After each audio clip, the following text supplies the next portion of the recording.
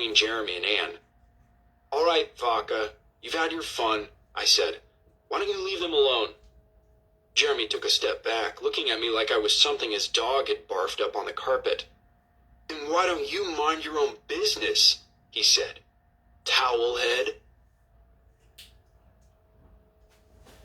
Chapter 2. Time slowed to a stop. It was like watching a football game on TV when they freeze-frame the action to show you whether a guy's feet went out of bounds or not. All the other students around us stopped dancing. "I'm sorry," I said. "What did you just call me?" Jeremy looked me in the eye. "I called you a towelhead, towelhead." I blinked. Adam appeared next to me and we exchanged an incredulous glance. I was no 100-pound freshman Jeremy Vaca could push around. I was 5'8", 155 pounds, almost all of which was muscle. I could wipe the floor with this guy. I knew it. Adam knew it. Julian knew it. Everybody in the crowd gathering around us knew it. Even Jeremy knew it. So what made him think he could start calling me names and get away with it? "What did I ever do to you?" I asked him. I really wanted to know. "It's what you and your kind are doing to my country, camel jockey." Jeremy turned to his buddies, and they snickered. Adam launched himself at the guy, but I threw out an arm to hold him back.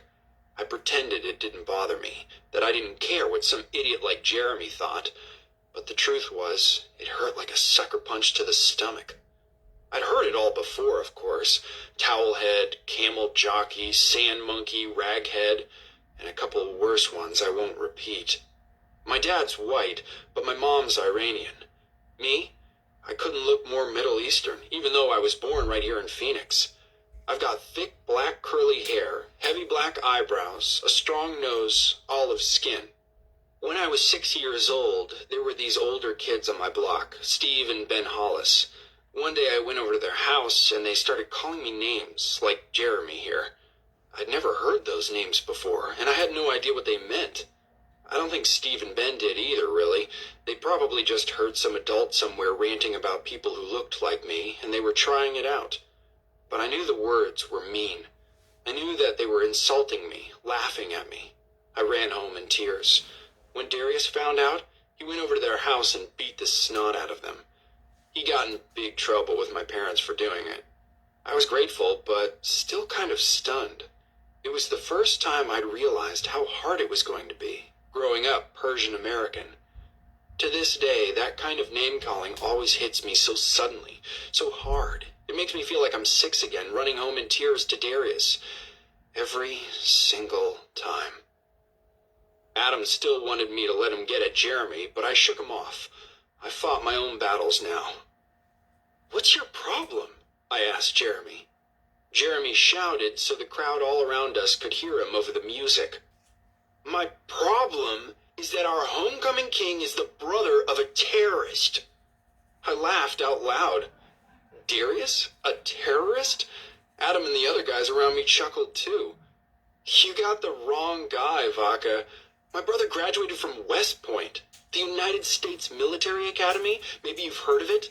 He's an Army Ranger. You know what you have to go through to become a Ranger? Soldiers die training to be Rangers." I felt the pride fill my chest as I thought of Darius.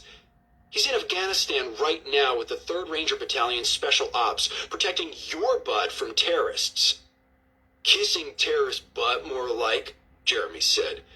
"Maybe if you'd been home watching the news before the dance, not being a big sports ball hero, you would have heard. Your brother's a traitor to his country, a terrorist." Jeremy turned to his friends. "Once an Arab, always an Arab, you know." I threw myself at him. I rammed Jeremy hard enough to drive him out into the middle of the dance floor, where a circle opened up for us like it had for my first dance with Julia.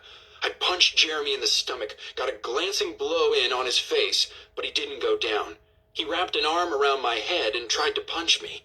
All around us, people were yelling and cheering. The music was thumping. The colored lights were flashing. Jeremy's friends jumped me, pulling me away, punching and kicking me. And then Adam and the rest of the football team were there throwing punches, and the crowd was chanting, "Fight, fight, fight." And I was punching back, hitting anything that moved. And then Mr. Philpott was there pulling us all apart, and Mr. Marks and Senor Serrano.